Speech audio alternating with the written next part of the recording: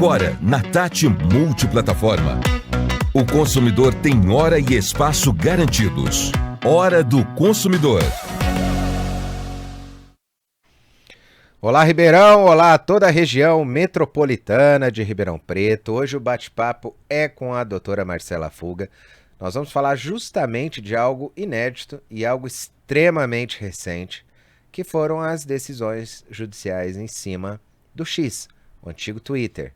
E o que isso acaba movimentando um número de consumidores, não só do serviço, né, mas também que acabam trabalhando com aquela plataforma, né, utilizando aquela plataforma, e os desdobramentos jurídicos, porque não há simplicidade numa decisão. E o que é sempre importante nós falarmos aqui é levar o conhecimento e deixar com que você pense. Tome a sua opinião mediante o conhecimento técnico dos advogados e advogadas que passam por aqui. Doutora Marcela, bem-vinda. Muito obrigada, Gard, mais uma vez pelo convite. Estou muito feliz em contribuir aqui com esse assunto com vocês. Já vamos direto para essa questão do X, porque ele acabou pegando e muito a população. E aí vem uma questão que nós estamos falando há algum tempo, da censura. Se houve uma possibilidade de censura, se isso pode se tratar de uma censura velada, né? Porque a forma como foi falado, como foi tratado o assunto, já que eu não tenho uma sede no Brasil, já que eu não coloco um responsável no Brasil, entre outros fatores e determinações obrigatórias que chegavam do STF,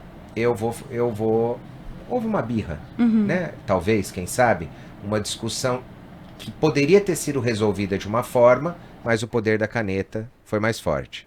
Quero que a doutora explique para a população, né, o que realmente está acontecendo nos bastidores dessa situação do Alexandre de Moraes e o X. A gente tem essa especulação, né, Gard? Essas questões a gente nunca vai ter uma resposta direta, mas a gente tem, na visão, assim, de nós aqui que atuamos no direito, a gente tem uma visão bem controversa. Tem algumas pessoas que acham que essa foi uma solução razoável, né, e possível ali diante das reações do Elon Musk, que é o dono do X, e tem algumas pessoas que acreditam que não. Então, qual que é a grande problemática aqui? A gente tem uma série de atividades que estão sendo impedidas de ser realizadas através do uso do Twitter por conta dessa suspensão, né? Eles não foram banidos aqui do Brasil, é uma coisa importante também a ser dita, não foi banido. O que aconteceu é que está temporariamente suspenso até que se nomeie um representante legal da empresa para receber as intimações, citações e as determinações judiciais que acontecem aqui no Brasil. Então, assim, todas as empresas que atuam no Brasil, ainda mais nesse volume de tratamento de dados, nessa importância, precisa ter um representante aqui justamente para cumprir determinações judiciais e responsabilizações, né, criminais, etc., em relação aos cidadãos brasileiros. Então, nessa tentativa de responsabilizar, o X, ele foi intimado para nomear um representante, não nomeou, e aí ficou essa discussão se o Elon Musk poderia ter sido, se a intimação poderia ter sido direcionada a ele. E por que isso? Porque ali no contrato da constituição dessa empresa, do Twitter, a gente tem uma pessoa, que é uma mulher, que seria a representante legal dessa empresa. O Elon Musk, ele é o dono ali, mas ele não é o representante com poderes de administração ali daquela empresa. Então, muitas pessoas estão discutindo se ela deveria ter sido intimada e não ele diretamente, por, né, ser o dono, mas não ser o representante ali. E também se a forma que ele escolheu, que foi divulgando o mandado na própria rede social, se valeria como uma intimação ou não, né? E aí aqui a gente tem um cenário. Quando a gente está falando de pessoas que moram fora do Brasil, inclusive de outras ações, né? Então, sei lá, pai de uma criança que precisa pagar uma pensão e ele mora fora do Brasil, como a gente cita essa pessoa? Então, a gente cita geralmente com a carta rogatória, que é uma carta que vai para fora do Brasil e a gente roga a essa jurisdição lá de fora o poder para fazer isso pelo Poder Judiciário brasileiro. E aí não se escolheu essa forma, porque é uma forma um pouco mais demorada, e aí se optou por fazer essa intimação. lembrando que a advogada nomeada para atuar no caso do Twitter, ela sim foi intimada, e aí em paralelo, como não houve a formalização ali de um representante legal, e aí com base nisso eles estão justificando essa decisão, se direcionou para o Elon Musk. Então tem essa dúvida sobre a validade tanto da forma escolhida, que foi a publicação nas redes sociais, quanto o direcionamento para ele mesmo como pessoa. E aí a gente tem essa dúvida por quê, Gard? Porque na pandemia do coronavírus, o judiciário ele não estava todo online ainda estava nessa digitalização, já mais encaminhada, claro, mas assim, ainda não estava tudo digitalizado. Então a gente teve algumas normas que foram redigidas ali às pressas mesmo, para facilitar comunicados judiciais ali, para terem validade, e o processo continuar, né, conseguir seguir em meio ao caos, para não travar os processos de decisões importantes. E aí o que aconteceu? Isso ficou não uniformizado. E aí quando a gente não tem uma uniformização, a gente tem insegurança jurídica, que a gente fala.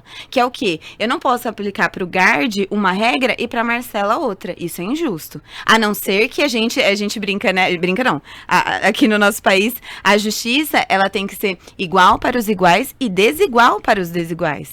Então, se a gente tem aqui uma pessoa que precisa de um banquinho para olhar através do muro e uma outra pessoa alta não precisa de nada, elas vão ter tratamentos diferentes, mas ambas verão do outro lado do muro. Então, a gente precisa muito uniformizar isso. E a gente não uniformizou até agora. E aí, por isso que fica essa dúvida.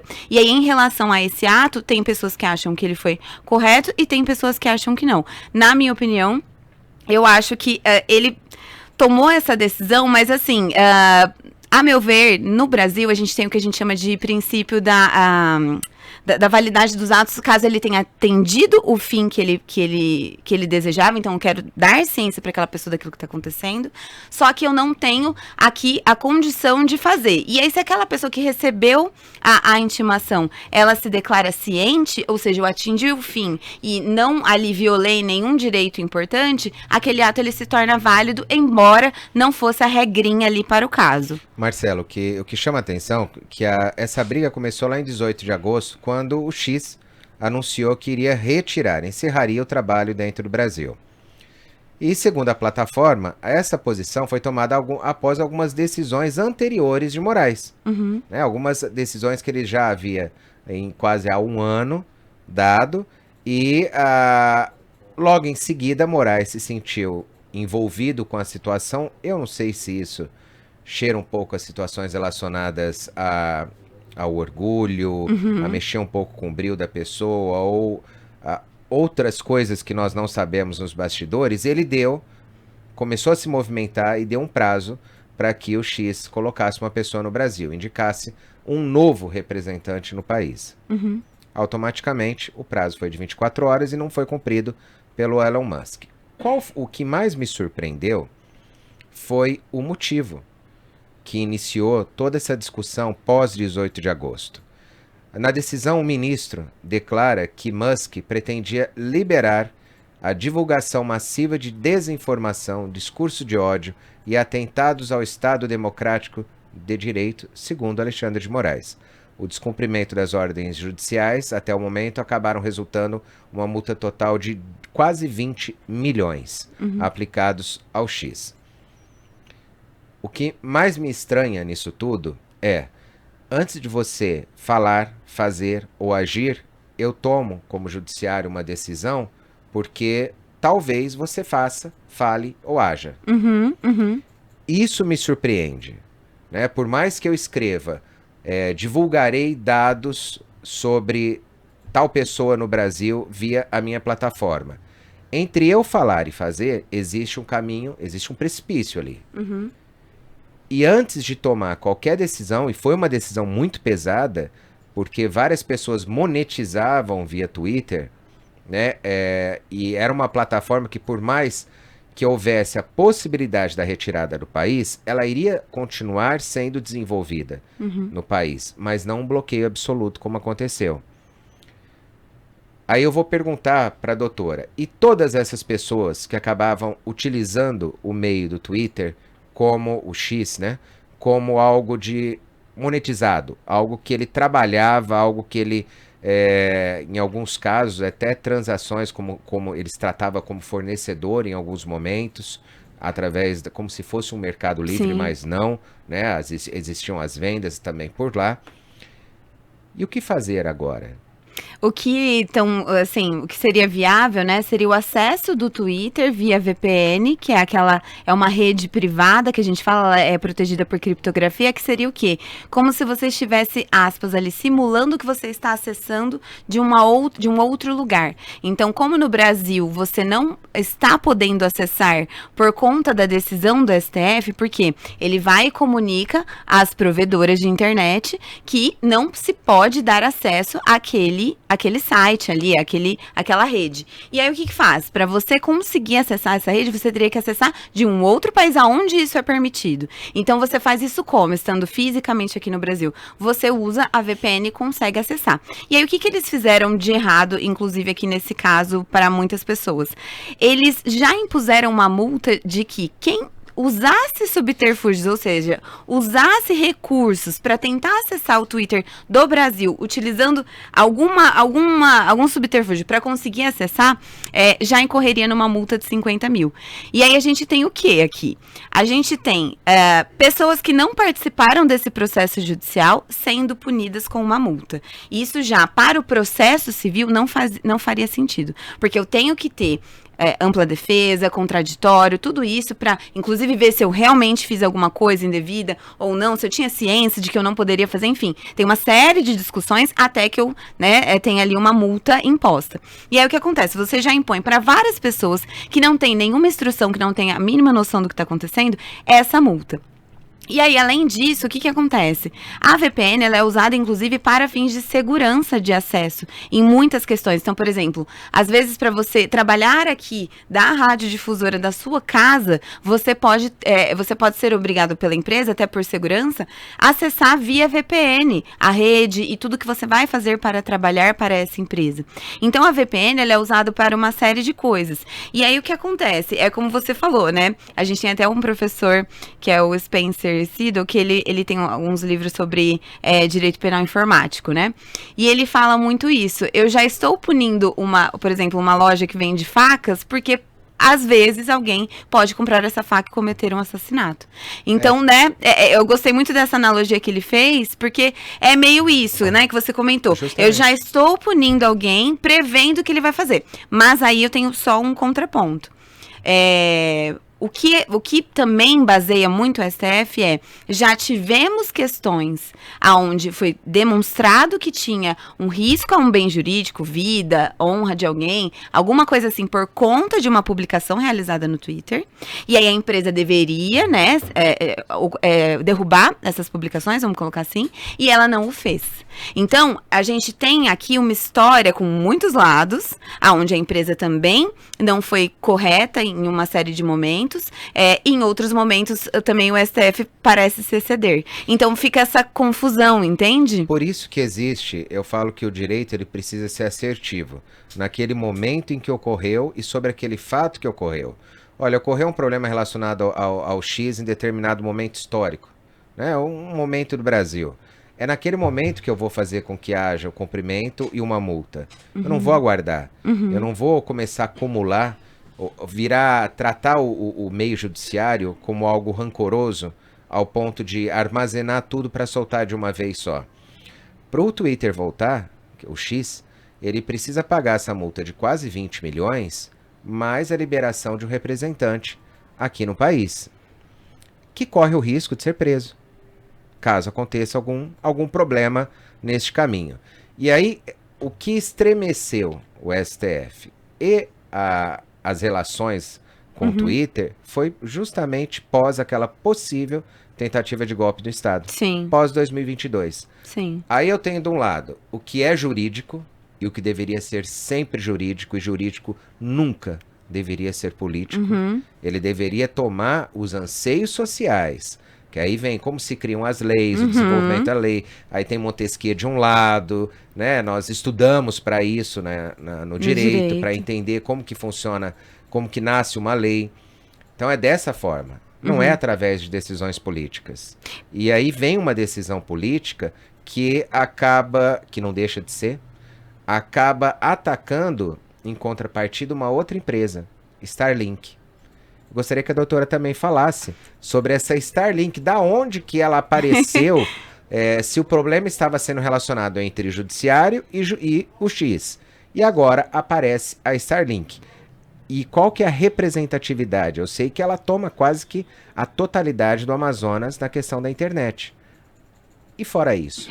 Essa problemática é ainda mais séria, né, Gard? Porque o que acontece? Como o Elon não está respondendo às provocações, vamos colocar assim, não provocações, mas as determinações, né, do STF, eles estão agora indo atrás da Starlink, que é uma das empresas desse empresário, para obrigá-lo. Então, assim, olha, vou fazer um bloqueio judicial de valores ali da conta da Starlink. Olha, eu vou impedir que a Starlink forneça aqui a sua internet, etc., com seus satélites. Então, eles estão tentando ir pela Starlink para tentar compelir o Elon Musk a cumprir determinadas questões. E aí, qual é o problema, né, Gard, que a gente estava falando fora do ar aqui? A gente tem muitas ações do Exército que usam o sistema da Starlink para treinar equipes táticas estratégicas, para fornecer, né, ali comunicações. Tem também questões da Starlink em outras ações de exército de outras nacionalidades, que também parece que tem alguma relação. Então, a gente tem um sem número de prejuízos ligados à Starlink. E a questão que a gente tem aqui também, Gard, é o seguinte, o pessoal deve ver muito no direito do trabalho. Quem tem alguma ação trabalhista, muitas vezes vê assim, o meu chefe, ele tem essa empresa, mas ele tem outras 3 empresas. E aí, nessa, eu não estou conseguindo receber o valor que o juiz me deu. Então, eu vou atrás dessas outras empresas. E muitas vezes, a maioria, se consegue. Por quê? Porque se mostra que aquele dono de empresa está escondendo, às vezes, os seus bens, o dinheiro o patrimônio em outra. E aí, o que acontece? A gente chama aquilo de grupo econômico, a gente chama aquilo, a gente, às vezes, inclusive, a gente fala que é a desconsideração da personalidade jurídica, que é o quê? Eu tiro a obrigação, aqui falando bem simples, mas eu tiro ali a minha obrigação legal de ir só atrás daquele CNPJ para desconstituir aquilo e conseguir ir atrás de todo o grupo que a ele se relaciona. Então, para quê? Para conseguir, de fato, responsabilizar as pessoas envolvidas que estão tentando se escusar em outros lugares. Então, a gente tem esse ponto aqui. E uma coisa também muito relevante, Gard, que talvez nos próximos dias vai se falar, né? Porque se falou muito do acesso do Twitter. Mas tem o impacto, além desse impacto que eu falei, né, do acesso à internet, no caso, não ao Twitter, mas à internet, a questão da economia, porque além dos vários empregos que foram extintos, né, com o encerramento das atividades, a gente tem também a questão que você comentou, da monetização da plataforma. Então, a gente vai ter agora o quê? Como eu consigo acessar pela VPN, provavelmente o que uma empresa brasileira fazia ali no Twitter, ela às vezes vai fazer fora, através de uma VPN, então ela vai ter que fazer em dólar, ela vai ter que fazer de outra maneira essa publicização, ela vai ter que, né, fazer isso de uma outra maneira, e a gente pode acabar tirando uma movimentação econômica do nosso país pensando sobre isso. E a Starlink também, né, que também vende cada vez mais, porque o Brasil é enorme e nos seus rincões ali a gente nem sempre tem esse acesso das operadoras. E como informação, a Starlink é a maior provedora de internet via satélite do Brasil, com mais de 200 mil clientes, 200 mil consumidores. Ou seja, na hora em que você tenta acertar uma empresa, ou aonde você acerta acaba pegando a outra, ou você tenta mirar na outra para acertar o X, você vai causar um problema enorme para uma população, inclusive para o Estado como um todo, né? O Estado como a federação em si, que depende de uma determinada operadora ou depende de uma provedora, que é o caso da Starlink. Então, essas decisões, eu falo que são, por mais que agora se tenha um peso, mas outros 2 ministros vêm aprovando essa permanência e vão acabar discutindo cada vez mais sobre isso, eu ainda tenho o cuidado de sempre falar, o judiciário, ele não pode se politizar. Ele não pode entrar num conflito político, ou ele não pode entrar a favor ou apoiar algum tipo de governo. Ele tem que trabalhar. Tem que seguir a Constituição. Sim. Está na Constituição. Ele tem que manter. Tem que fazer aquilo que está tanto nela, quanto em todo o ordenamento jurídico que nós temos, valer a pena. Valer a pena o teu trabalho, por exemplo, de não ser feita de chacota em nenhum momento, mediante a uma decisão que foi tomada. Exato. Quase que feita através dos bastidores. Por isso que eu fiz questão de falar muito sobre esse ponto, para a população entender que existe sim regras, elas devem ser cumpridas, a internet não é uma terra sem lei, existe o marco relacionado à internet, marco civil, né, que coloca alguns parâmetros à internet, faltam muitas coisas, ainda ela se torna uma terra sem lei porque ela é organizada dessa forma, infelizmente é. Eu fiz uma postagem um pouco antes do programa, e essa postagem, para você ver como o próprio sistema da Meta, ele acaba verificando se aquilo é ou não, ou causa ou não algum tipo de problema para quem está olhando ou vendo aquela publicação. Na minha postagem, em um dos momentos do vídeo, tinha uma bebida alcoólica.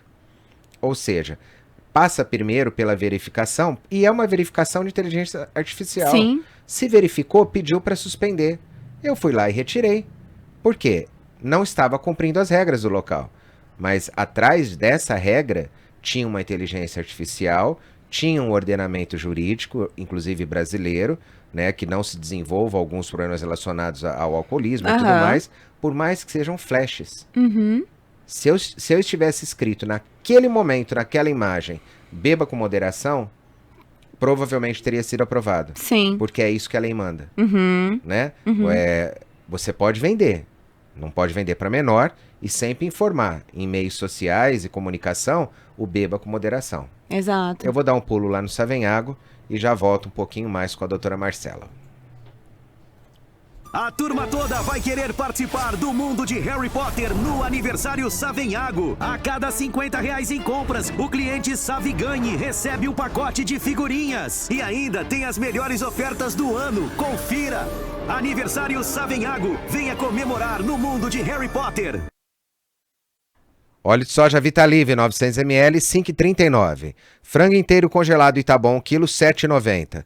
Arroz Tipum Serra Azul, 5 quilos, 26,40. Detergente líquido Minuano, 500 ml, 1,89. Leite longa vida Jussara, 1 litro, 4,59. Lava-roupas em pó Omo, lavagem perfeita, 1,6 kg grátis, 320 gramas, 17,90 e no nosso cartão a 16,90. Feijão carioca Camil, 1 kg, 5,68. Café Vasconcelos, 500 gramas, 17,80. Açúcar refinado União, 1 kg, 3,99. Costela bovina Ripo, quilo no Saviganhe, 19,90. A turma toda vai querer participar do mundo de Harry Potter no aniversário Savenhago. A cada R$50 em compras, o cliente Saviganhe recebe um pacote de figurinhas. E ainda tem as melhores ofertas do ano. Confira! Aniversário Savenhago. Venha comemorar no mundo de Harry Potter. Voltamos e, doutora, considerações finais, quase? Temos aqui uma polêmica, Gard. Tem um jornalista, o Leandro Demore, que ele estava comentando hoje que em alguns países lá, acho que na Arábia Saudita, não me lembro agora onde, o Elon Musk, ele derruba perfis, ele faz tudo o que o Estado deseja quando deseja. Por quê? Porque ele tem interesses financeiros ali, ele quer fazer operações econômicas ali que lhe interessam financeiramente. Então a gente também precisa pensar que temos, sim, a política no Brasil interferindo no Poder Judiciário, nós temos.